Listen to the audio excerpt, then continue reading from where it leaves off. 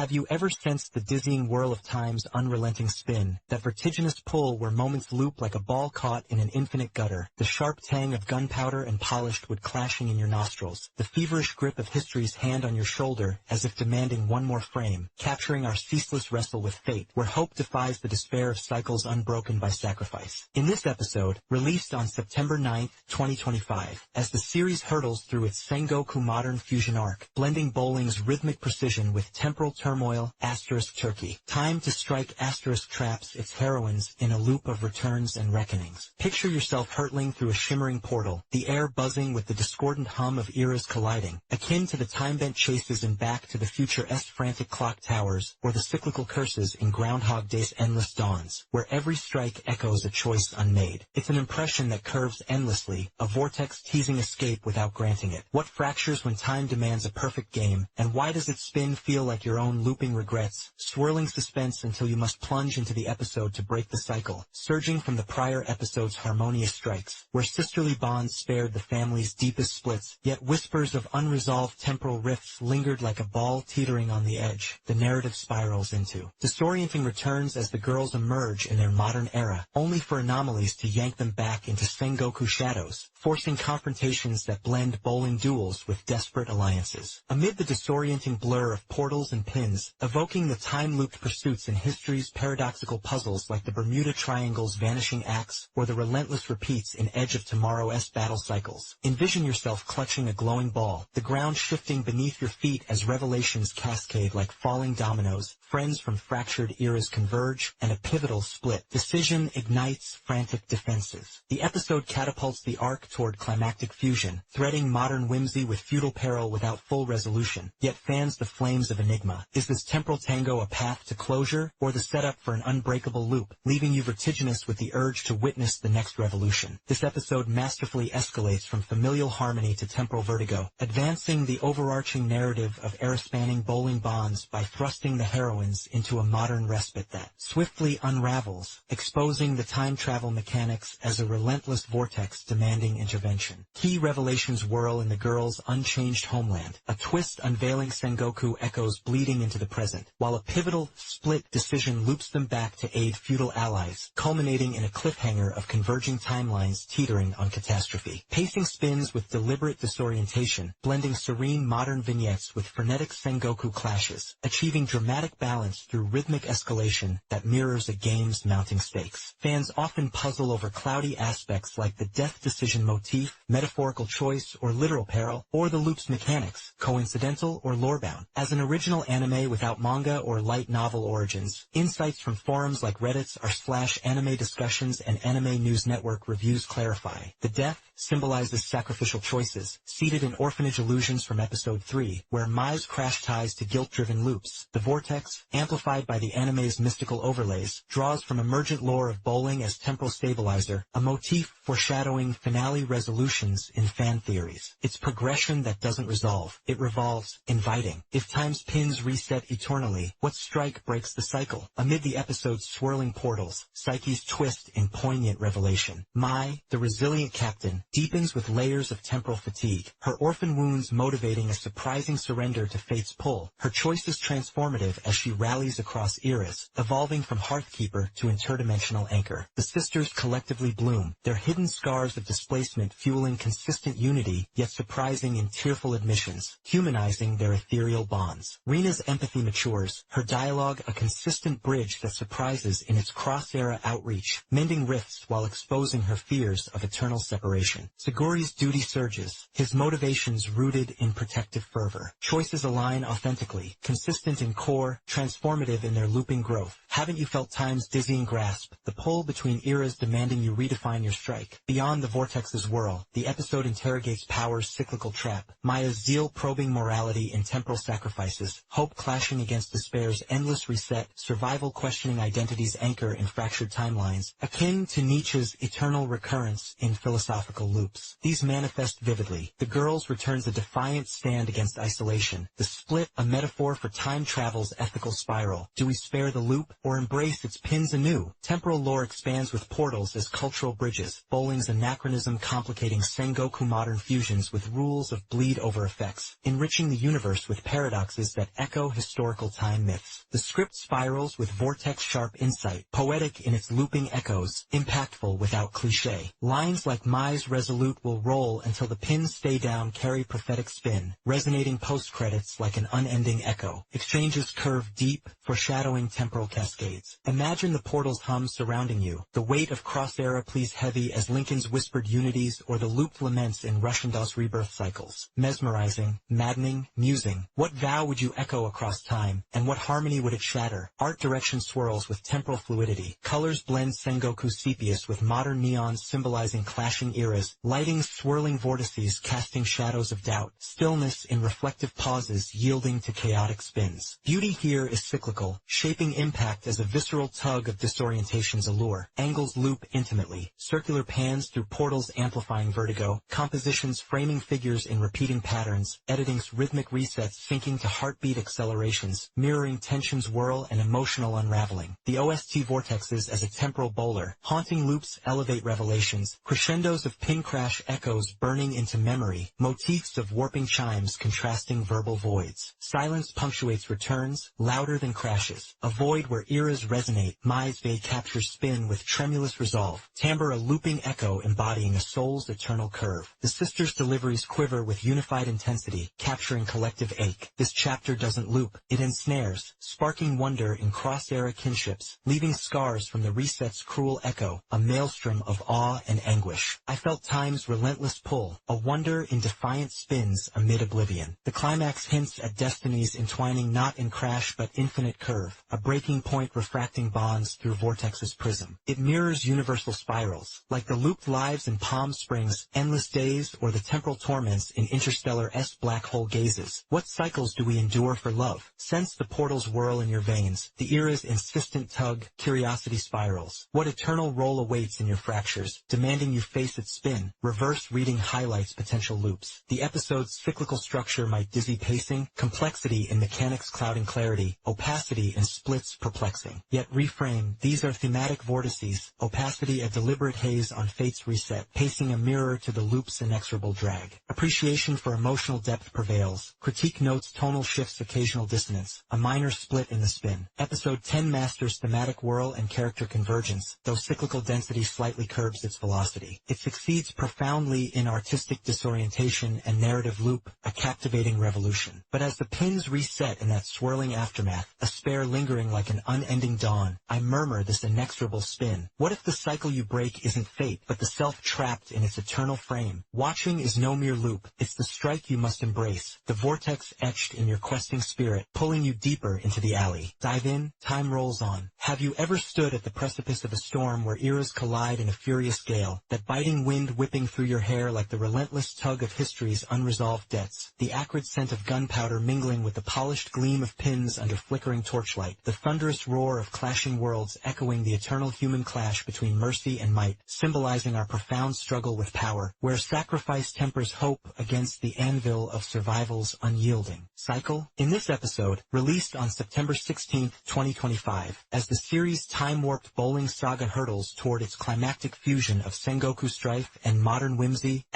Turkey. Time to Strike unleashes a tempest of strategic gambits and heartfelt pleas. Envision yourself amid the swirling chaos of a feudal battlefield, the ground trembling underfoot like the quakes that felled ancient fortresses in sieges of old, akin to the thunderous standoffs in Seven Samurai's rain-lashed defenses or the whirlwind betrayals in the Tempest a Stormy Isle, where every gust conceals a choice that could shatter or save. It's an impression that buffets without breaking, a whirlwind teasing resolution amid the fury. What emerges when mercy bowls against malice? And why does the storms I feel like your own turbulent crossroads, stirring an insatiable hunger to weather the gale yourself? Surging from the prior episode's vertiginous loops, where temporal vortices yanked the heroines between eras, leaving bonds frayed yet resilient amid the spin. The narrative storms into a high-stakes confrontation, as the modern girls broker a daring proposition to avert bloodshed, channeling their bowling prowess into a ritual of resolution that bridges divided worlds. Amid the howling winds of conflict, evoking the epic clashes of history's pivotal battles like the storm-swept fields of Agincourt or the whirlwind duels in Gladiator-esque arena sands. Picture yourself bracing against the gale, alliances forging like tempered steel as strategies unfold and revelations crack like lightning, defenses yield to innovative mercy, and a collective stand defies the ark's chaotic rifts. The episode propels the saga toward its thunderous peak, infusing feudal peril with contemporary ingenuity without full catharsis, yet fans the embers of mystery. Is this audacious role a strike for peace, or the harbinger of a cataclysmic split, leaving you breathless to seize the ball and face the storm? This installment unleashes a gale force advance from disorienting loops to decisive confrontation, propelling the time travel bowling narrative by transforming a potential bloodbath into a gamified standoff, where the girl's proposal to settle disputes via bowling advances the arc's theme of non-violent fusion between eras. Key revelations crackle in the strategic unveiling of historical precedents for game-based resolutions, a twist reframing Sengoku's savagery through modern lenses, while a pivotal mercy plea heightens stakes, culminating in a cliffhanger of teetering alliances amid brewing tempests. Pacing roars with balanced fury, deliberate buildups of tension yielding to explosive negotiations, crafting dramatic equilibrium that mirrors a storm's eye amid chaos. Fans frequently debate cloudy aspects like the authenticity of game-settled disputes in Sengoku history, shogi for stakes, fact or flair, or the episode's minimal casualties ethos, idealistic dodge or lore-deep mechanic, as an original anime without manga or light novel sources. Insights from fan inquiries on Reddit's r/anime and Anime News Network forums clarify. The shogi claim draws from anecdotal feudal practices, amplified for dramatic effect but rooted in real historical games like Go for territorial bets, a context the anime uses to foreshadow finale resolutions. The casualty minimization ties to emergent lore of bowling as temporal harmonizer, a motif fan theories link to Mai's guilt-driven cycles from earlier episodes. It's progression that doesn't quell the storm, it channels it, compelling. If Mercy's role spares the pins, what whirlwind does it summon? In the episode's tempestuous core, souls buffet and bend, Mai, the indomitable captain, reveals psychological gales, her orphan scars fueling a surprising advocacy for Mercy, her choices consistent in optimism yet transformative as she orchestrates cross-era pacts, evolving from guardian to visionary peacemaker. The sisters collectively weather the storm, their hidden wounds of displacement manifesting in unified resolve, surprising in tearful pleas that humanize their ethereal bonds. Rina's growth surges, her dialogue a consistent thread of empathy that surprises in bold propositions, bridging rifts while exposing her fears of eternal conflict. Seguri's fervor intensifies, his motivations rooted in protective instinct. Choices resonate, consistent in spirit, transformative in their storm-forged strength. Haven't you braved the gale, its fury demanding you redefine Mercy's strike? Beyond the whirlwind's howl, the episode interrogates power's stormy dominion. Maya's plea probing morality in bloodless resolutions, sacrifice as the anchor against survival's maelstrom, hope clashing despair in era-blending gambits, akin to Gandhi's non-violent tempests against empire. These surge vividly, the girls' game a defiant calm in chaos, the minimal casualty ethos a metaphor for time travel's ethical whirlwind. Do we strike with force, or spare to reshape the storm? Temporal intricacies deepen with games as cultural arbitrators, bowling's paradox complicating Sengoku modern clashes with rules of minimal harm, enriching the cosmos with ethical layers that echo historical peace pacts. The script thunders with whirlwind precision, sharp as lightning's fork, poetic in its stormy cadences. Lines like Mai's fervent, let the pins decide our storm, bear foreshadowing fury, echoing post-credits like distant thunder. Clichés evaded, impacts crash deep. Envision the gale's roar encircling you, please weight heavy as Lincoln's whispered unities or the stormy soliloquies in King Lear's tempests, fierce, foreboding, forging. What mercy would you invoke in the whirlwind, and what calm would it claim? Art direction storms with turbulent fluidity. Colors clash in stormy grays pierced by lightning gold symbolizing clashing resolves, lighting's dramatic flashes casting shadows of doubt, stillness in contemplative lulls yielding to chaotic whirlwinds. Beauty here is tempestuous, shaping impact as a visceral rush of conflict's raw power. Angles surge dynamically, sweeping pans through storms amplifying isolation, compositions framing figures in fractured symmetry, editing's thunderous cuts sinking to heartbeat surges, mirroring tension's gale and emotional upheaval. The OST rages as a stormy bowler, haunting winds elevate pleas, crescendos of crash motifs searing into memory, motifs of rumbling thunder contrasting verbal calms. Silence punctuates propositions, louder than gales, a hush where fates howl, Mai's the thunders with resolute tremor, timbre a stormy spin embodying a soul's unyielding core. The sisters' deliveries quiver with unified intensity, capturing collective fury. This chapter doesn't storm, it engulfs, igniting wonder in merciful gambits, scarring with the gale's cruel lash, a torrent of defiance and dread. I felt the wind's fierce embrace, a wonder in spared lives amid oblivion. The climax alludes to destinies clashing not in destruction but daring fusion, a breaking point refracting bonds through storm's prism. It mirrors ageless tempests, like the non-violent whirlwinds in Gondia's salt marches or the era-bridging gales in Outlander's time-torn highlands. What storms do we weather for mercy? Brace against the gusts in your core, the lightnings call insistent, curiosity rages. What whirlwind hides in your choices, awaiting the strike to comet? Reverse reading exposes potential gales. The episode's thematic density may overwhelm pacing, complexity in historical nods clouding clarity, opacity in casualty ethos perplexing. Yet reframe. These are intentional tempests, opacity a thematic veil on mercy's haze, pacing a mirror to the storm's chaotic build. Appreciation for redemptive peaks prevails. Critique tempers with minor tonal dissonances and whimsy, a fleeting split in the fury. Episode 11 masters thematic storm and character resilience, though density occasionally spares velocity. It succeeds profoundly in artistic turbulence and narrative gale, a riveting whirlwind. But as the clouds part on that lightning-lit pause, a spare lingering like thunder's after echo, I murmur this inexorable roar. What if the storm you tame isn't conflict, but the self raging in its eternal frame? Watching is no mere shelter, it's the strike you must summon, the gale carved in your defiant heart, pulling you deeper into the vortex. Endure, the winds howl on,